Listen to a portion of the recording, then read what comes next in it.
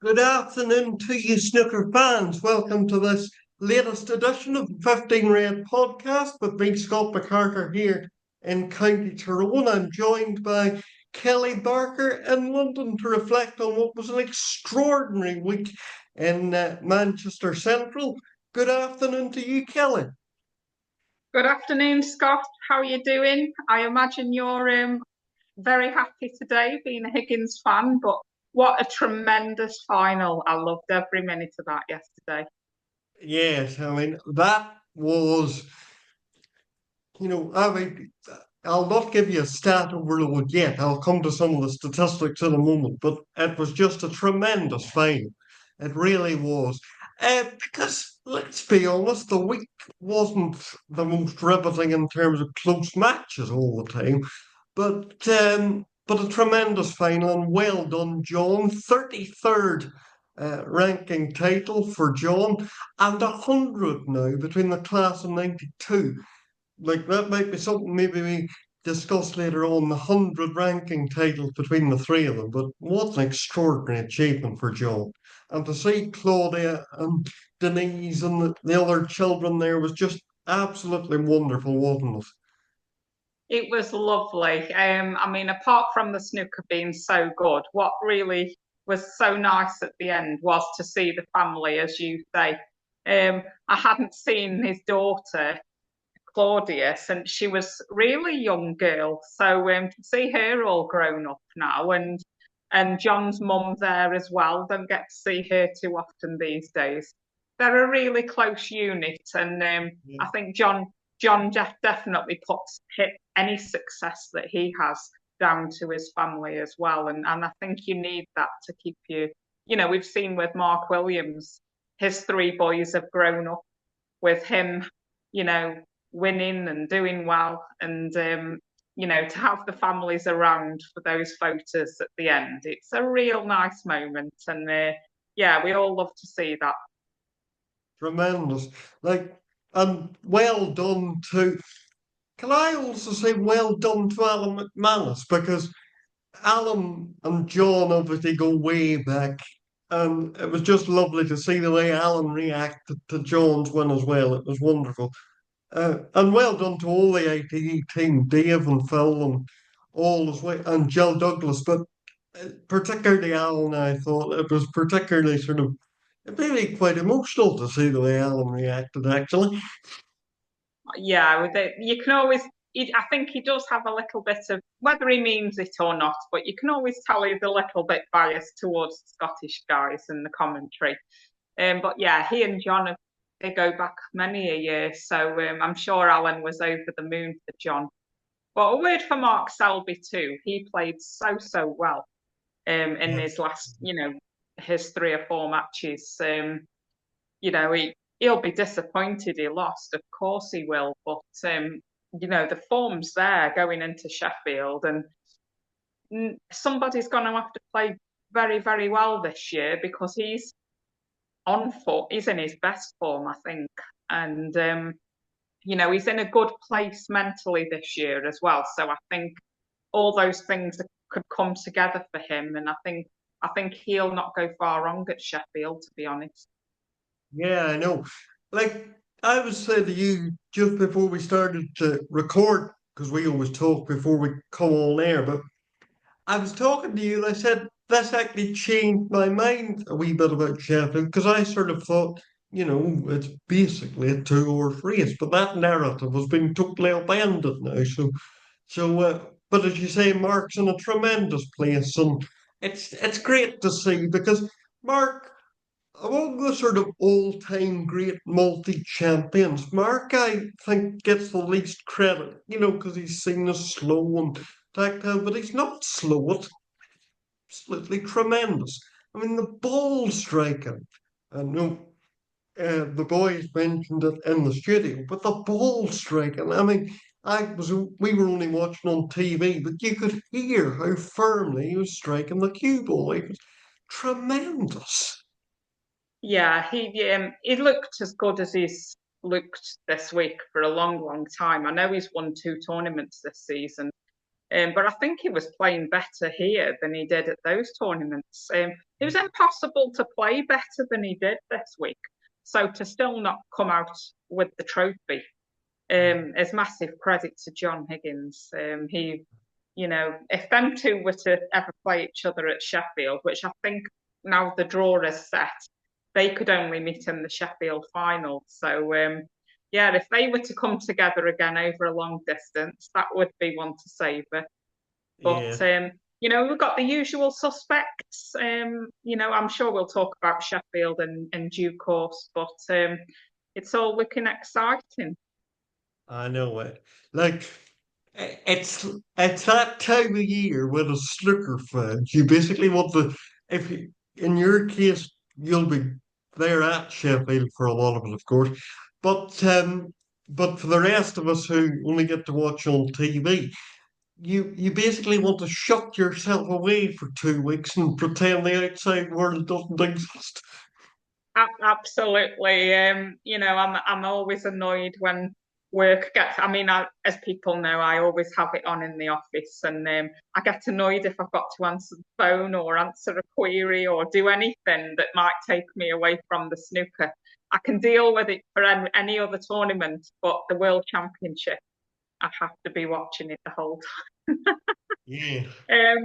But yeah, I think yeah, I have to be a little strict with myself and actually do some work, which I'm paid to do. Um, but yeah, it's just an amazing time of the year, isn't it? And to have the Tour Championship final, yesterday and the semi-finals actually were really good. It's April is just, snooker Christmas. Oh, yes, it tremendous. The best time of the year, really. Uh, Absolutely. but So are we going to moving go on to through? the actual matches themselves, I think you've got a few notes Absolutely. on those. Yes, just going through the early bits of the before the quarterfinals, we had John Higgins beat Zhao Gudong 10-3 in the sort of the first little round to get into the last eight. And John was, or was that a quarterfinal? I forget now. But anyway, John beat Zhao Gudong 10-3, and John was pretty ruthless and looked really, really good.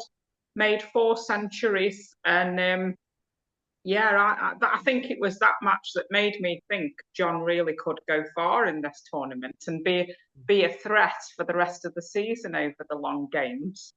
Um, but sorry, I do apologise. I'd started on the wrong page of my notes. But going back to last Monday, if you remember, we had Barry Hawkins beating Sean Murphy 10-1, first match off. Oh, this was extraordinary. It was absolutely incredible. Barry made 5 centuries and he was almost unstoppable. Murphy had the odd chances, but he couldn't take them. And by the time you know, by the time he could get to the table, Barry had already stormed up ahead. And I think Murphy was under the pressure then straight away. So, yeah, I think that made us sit up and take note of Barry Hawkins. Next, we had Zhao Gudong actually played in that little prelim round against Wu Yize. This was one of the few close matches we had all week. And Zhao beat Wu 10-8, which ended Wu's slim chances of making it into the top 16 for Sheffield. So, as much as anything else, this match meant that Wu now goes to the Crucible qualifiers. Yeah. And he'll be a threat there, no doubt. But Wu did lead 8-7, but couldn't quite get the job done. And I think he'll feel it's one that got away, really. And same as their match at the Players' Championship. I think that was one that got away as well. Yeah. But Zhao came through 10-8, and that was him. He then set up that quarter final against John, which John did win. Yeah. So yes, we moved on to the quarterfinals then, and Barry Hawkins beat Judd Trump 10-5. Trump was very flat in this, I thought. Never really looked like winning, but Barry played very, very well again. And he backing up the win against Murphy. Judd did have one century to move on to 93 for the season, so he needs seven more at Sheffield to win that bonus. But it really wasn't his day that day, was it, Scott? He didn't play well at No, all. no, it wasn't this day at all. Without wishing to bring up bad memories for Judd, it sort of reminded me of the performance he put in the quarterfinals at the Worlds last year against Jack Jones. He was very flat. And actually, an extraordinary stat, I don't know if you heard it, that Phil Yates came out with. Judd hasn't actually won a match in the Tour Championship since 2020, when he, in that COVID one that Stephen Maguire won, you remember? Yes, he's not had the best record here, has he, in Manchester? Well, wherever it's been played in between. Yeah, But I want to, because I really am a Judd Trump fan, and I really like to see him doing well. But yeah, I do have a slight worry for him now for Sheffield. But on the other hand, if he'd won that deciding frame against Kyron in the Players' Championship and added another trophy to his collection, I'd be saying, well, it was only one bad day at the Tour Championship. He's won all these trophies. He goes into Sheffield, he'll be all right. So a one frame swing, albeit a big frame, and our mindset is slightly different towards him. But I'm sure he'll go away this fortnight and do have a good mix of working hard on the practice table, which he always does, and a bit of downtime, because I think you need that as well when you're getting ready for Sheffield, because that can be, if you do want to go all the way, then it can be a hard slog. So I think a bit of downtime. We know he does put the hours in on the practice table. He's always there with his brother Jack. Um, so yeah, good. I'm hopeful he does well. It's just a slight concern I have over his recent form.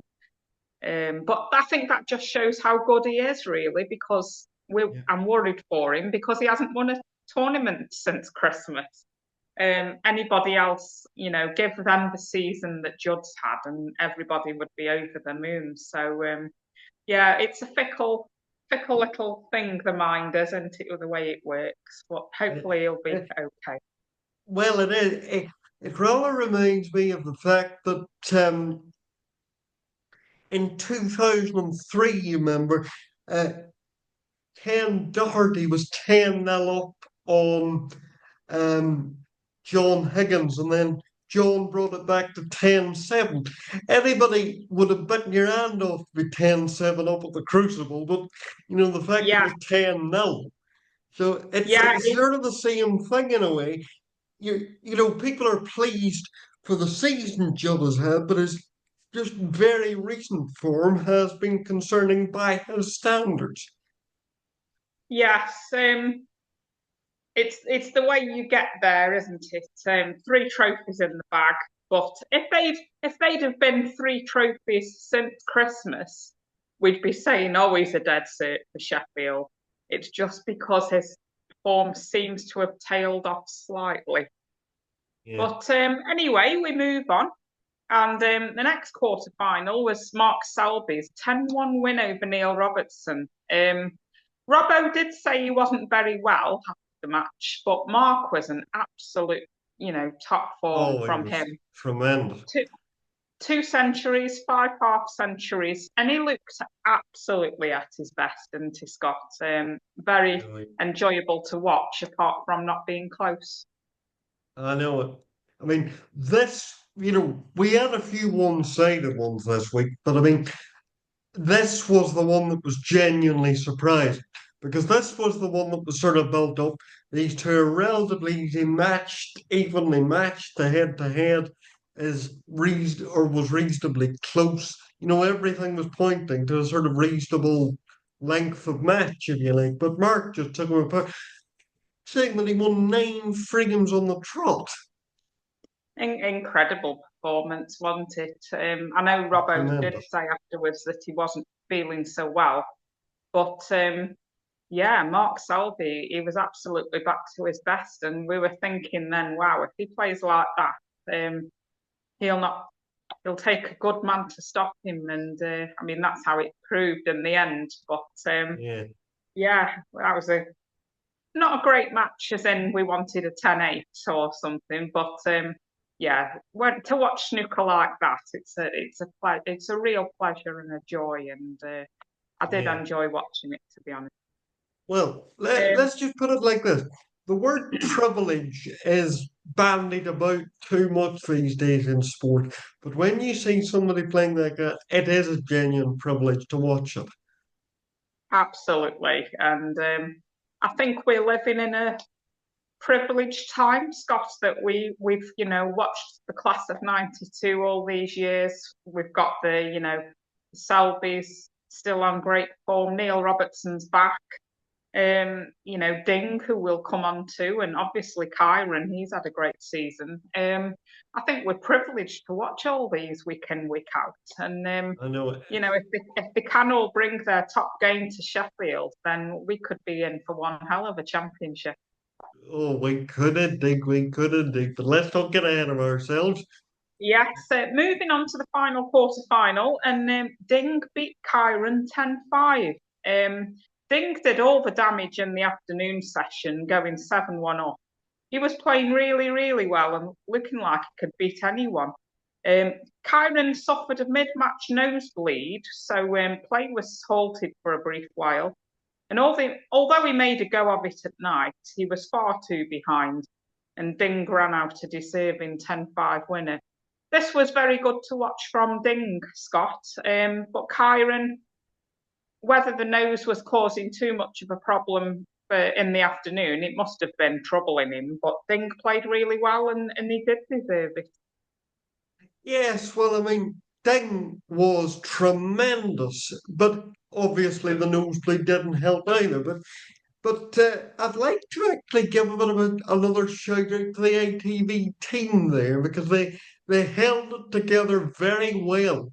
I don't know whether you actually saw the delay, but they held it together very, very well indeed. And credit to I think it was Neil and Alan that were in the studio at the time with Jill. So credit to them. But no, as you say, Kyron, look, he probably is feeling it a bit now because it's come close to Sheffield. And to be fair, Ding played absolutely tremendous. So, like, he'll not be overly concerned, but, it's probably not the best preparation to lose 10-5. But again, he's not overly concerned because he's had a tremendous season. Absolutely. I think get the nosebleed, forget about that now. Going into the Players and the Tour Championship, he'd have absolutely taken one trophy and one loss, from those two tournaments. Yeah. He did manage to win the Players, so I don't think he'll be too concerned going into Sheffield, and I think he'll relish that Saturday morning being first out, defending champion, and I'm sure all the family and his boys will be there.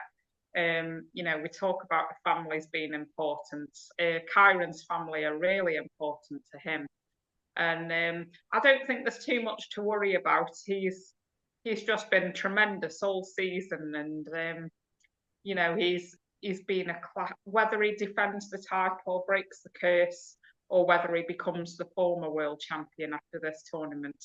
He's been a credit to the sport all year, and well done to him. If he never wins it again, he's had the most fantastic year as champion, and there'll be many other trophies to come, whether it's at Sheffield or not.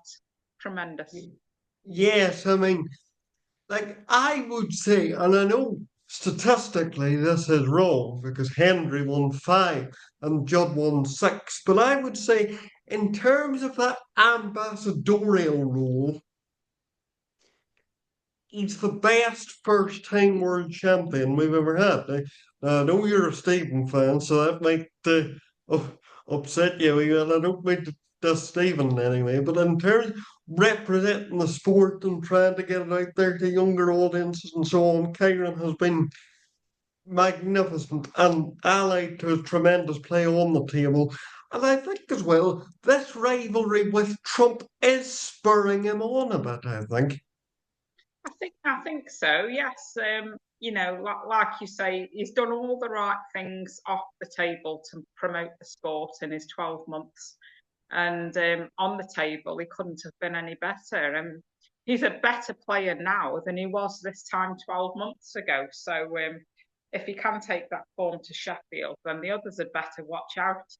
But as you say, he's done everything asked of him as champion, represented the sport brilliantly, and I do believe there's more to come from him. I actually don't see Kyron losing before the semi-finals at Sheffield. I think his form is so good at the moment. Yes, he had that off day against Ding, but I don't think there's many above him as favourite for the title. Um, yeah, so well done to Kyron for what he's given to the sport this last 12 months. Very much But so. Very much so. we move on to the semi-finals in Manchester, and the first one up was John Higgins beating Barry Hawkins 10-7. This was a simply brilliant match, Scott. Barry was as good as he'd been in previous rounds, making a 140 and a 125 along the way. But Yeah. Higgins was just on another level. He bettered that high break with a 144, two other tons amongst a host of other breaks, and his match play was as good as it's ever been. Any other day, Barry would have won that match, which is a credit to Higgins. Really, he was superb. I know. I mean, it's just, we don't want to sound like a broken record on this podcast, but it's just typical Joe. It's just, score when you're in, but hang tough, sort of hang in there. Don't let go and just play like a dream when you do get in. It was just wonderful. It was absolutely fantastic. I thoroughly enjoyed this match from start to finish. Was glad that it was pretty close all day, and yeah, like I say, Barry would have won against anyone else. His levels didn't really drop, but John was just superb. It was so good to watch. I really enjoyed that one. Um, and at that point, we were thinking, oh, John, he's going to win this tournament. But then we had the next day's semi-final, Mark Selby against Ding. I was thinking this could be very close, but Selby won 10-2. If we were impressed with Higgins the previous day, Selby was simply unstoppable against Ding. Supreme match play and power scoring saw him easily into the final. 6-2 after the first session, and he didn't let up in the evening either. So it was a short evening, but when you watch snooker like that, it was just you were thinking, wow, and a Selby Higgins final to savour. I mean, w- without doubt, the two greatest all-rounders in the history of the sport, I think. I think In I, terms I of think match I play, agree it's now. just tremendous. I think I agree now. Yes, I was Steve Davis at his best was a bit before my time, so I never saw Steve at his very, very best. I'm sure he would have lived with these two in the match play because he was so good himself. But these two have taken it to another level, I think. And even Steve said he wouldn't have won his world titles in this era, perhaps. No. But these two are just, we always it's always obvious to say the best two players will reach the final. But they certainly did this week. They were both absolutely phenomenal. I know. I mean, the thing about this, these two have played on the biggest stages. I mean, these two world, two world finals, one apiece. They've played heaven knows a lot of other long distance matches, and I mean, it was the most extraordinary, you know, it's just an extraordinary sort of standard, and it's.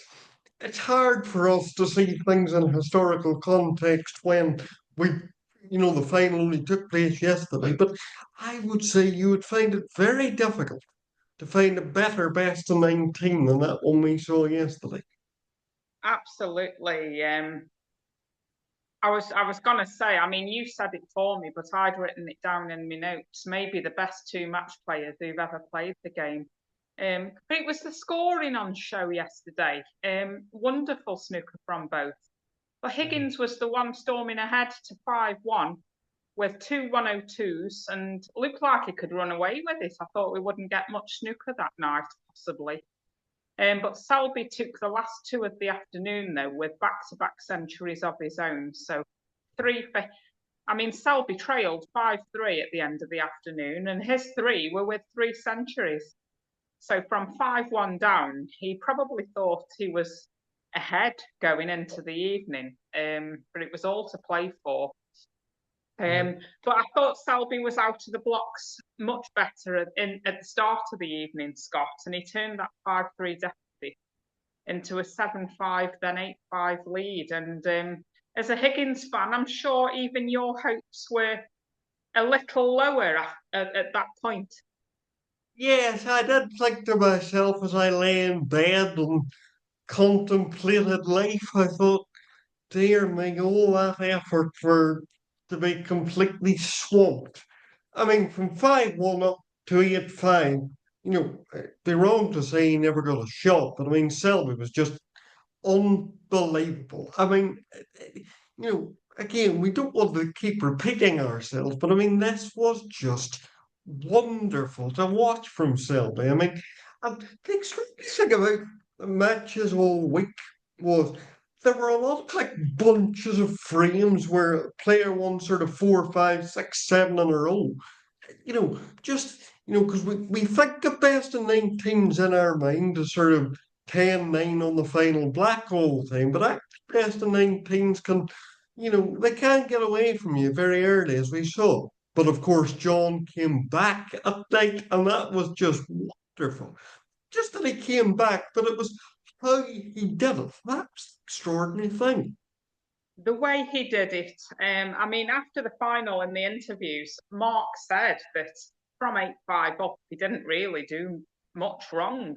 But John stuck in there, and a couple of frames after the interval, from 8-5, then the next couple of frames, with John sticking in there really. But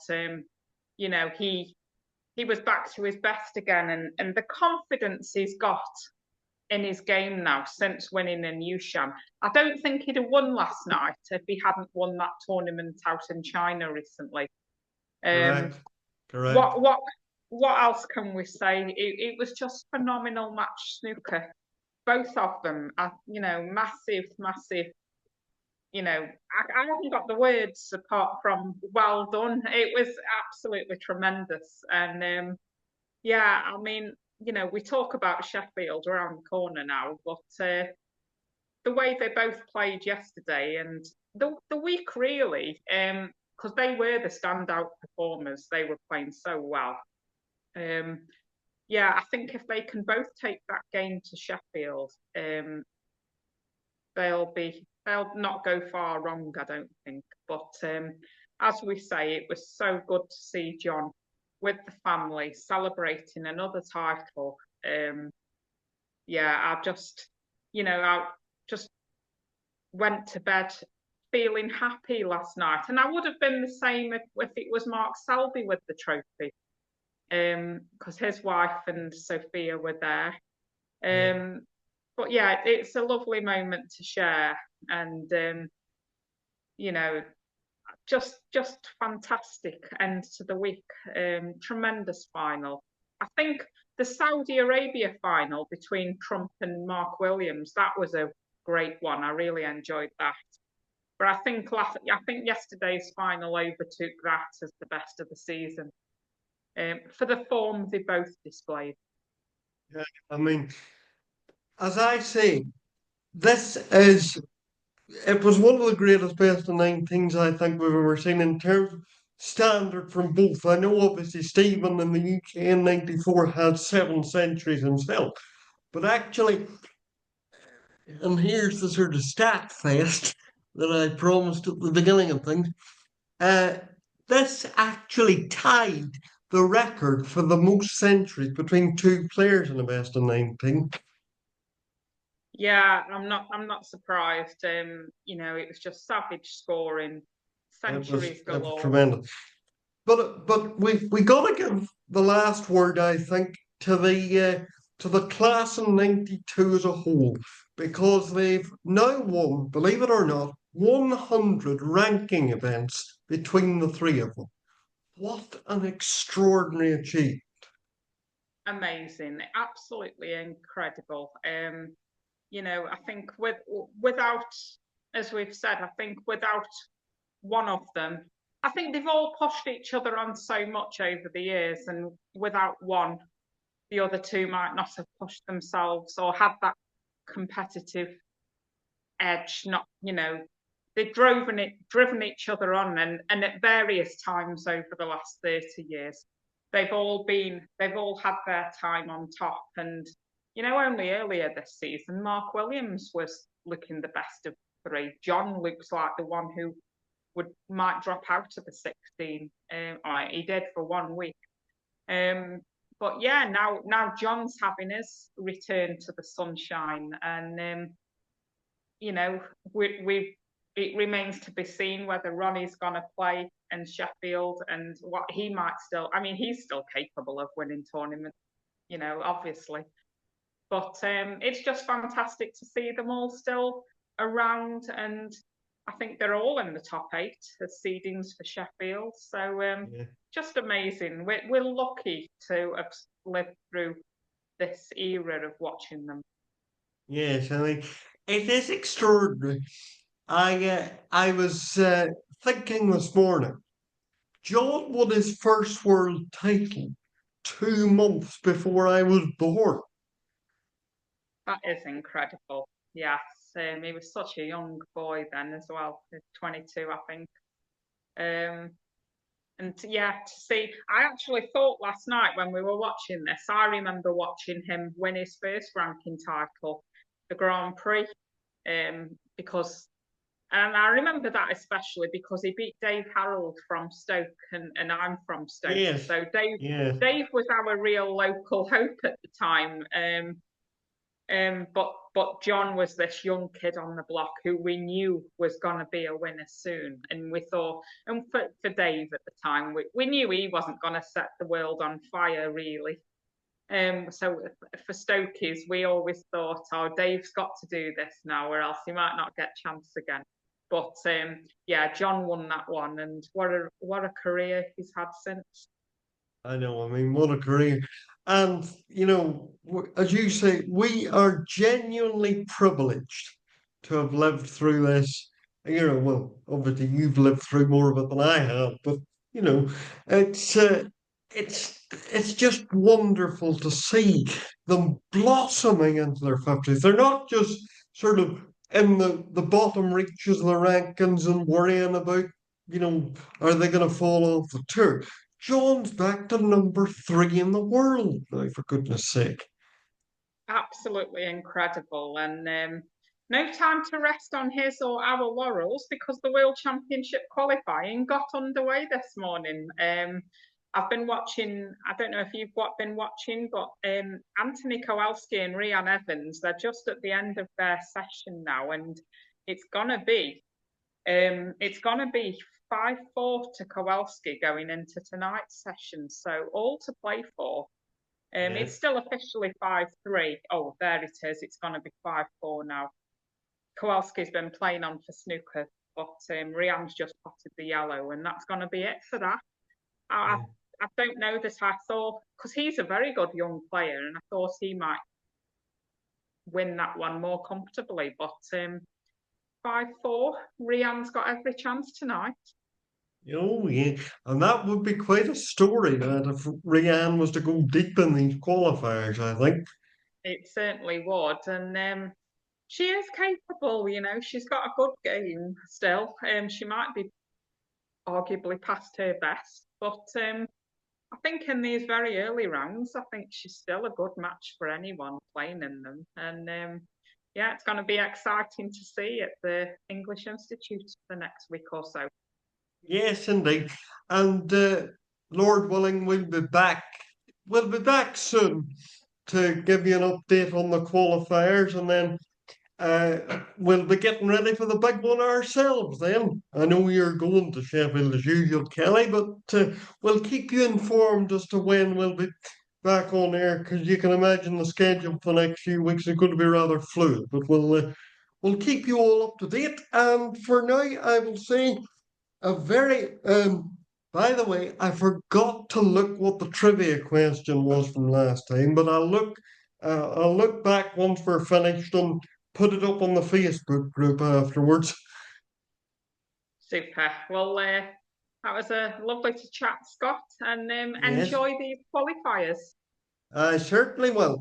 And as I say, we'll keep you informed as to when we'll be back. But bye for now, everyone. Bye.